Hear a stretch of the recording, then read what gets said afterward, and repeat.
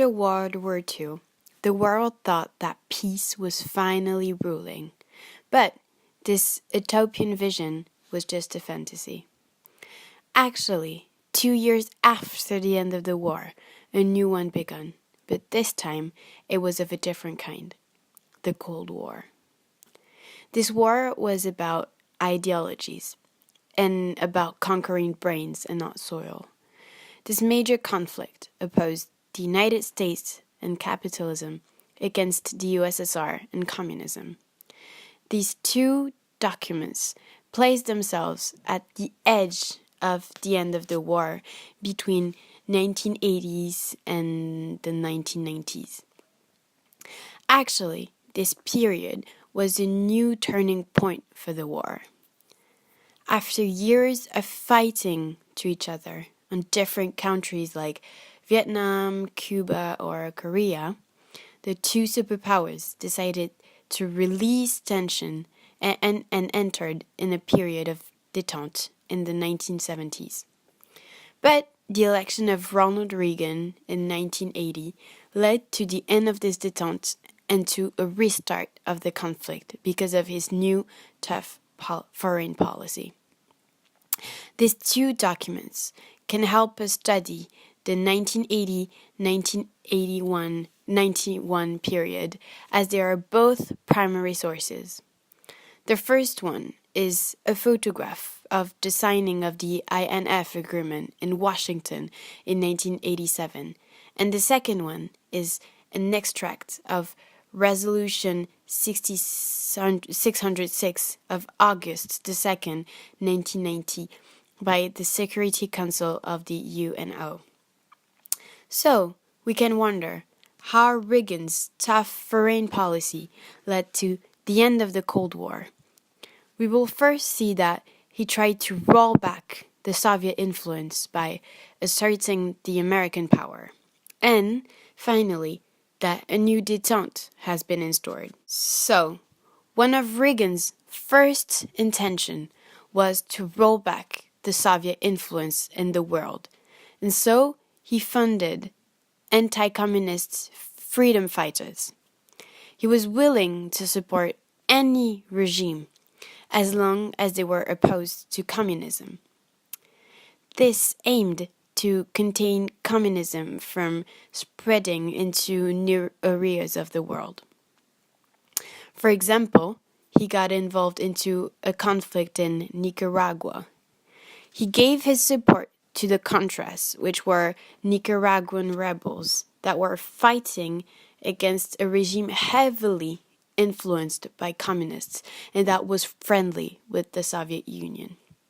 But despite US's support, the Contras did not succeed in overthrowing the regime. The USA also got involved into a conflict in Afghanistan. They financed and armed the Mujahideen from 1979 to 1989. Actually, the Soviet Union invaded Afghanistan in 1979. So, the USA decided to support the rebels that wanted to overthrow the government, like in Nicaragua. And the USA called it the Operation Cyclone. Operation Cyclone was one of the longest and most expensive covert CIA operation ever undertaken. They relied on the Pakistan president who helped them support the Afghan resistance group. But this intervention had a big impact in the future of Afghanistan. But Reagan had other intentions with his politics than roll back the Soviet influence. After his election, his first big intention was to give America its power and influence back. To do that, he authorized the largest military buildup in US's history, including new bombers and missiles, and deployed medium-range nuclear missiles in 5 NATO countries in 1983 to counter the Soviets' missiles buildup. He also developed a space-based strategic defense initiative, which was nicknamed Star Wars, to shoot down Soviet missiles before they reached the USA.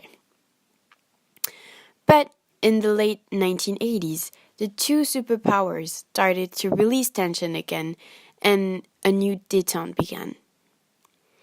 The two countries started to have warmer relations, and document 1 is a proof. In this document, we can see the two leaders, Gorbachev and Reagan, signing the INF agreement, which was about the dismantling of a certain category of missiles for the USSR and the USA.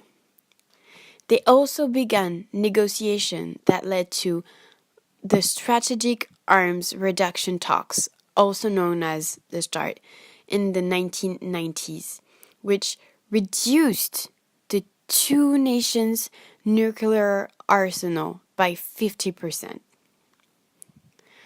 All these agreements and this warmer relation between the two powers rapidly gave way to the end of the Cold War.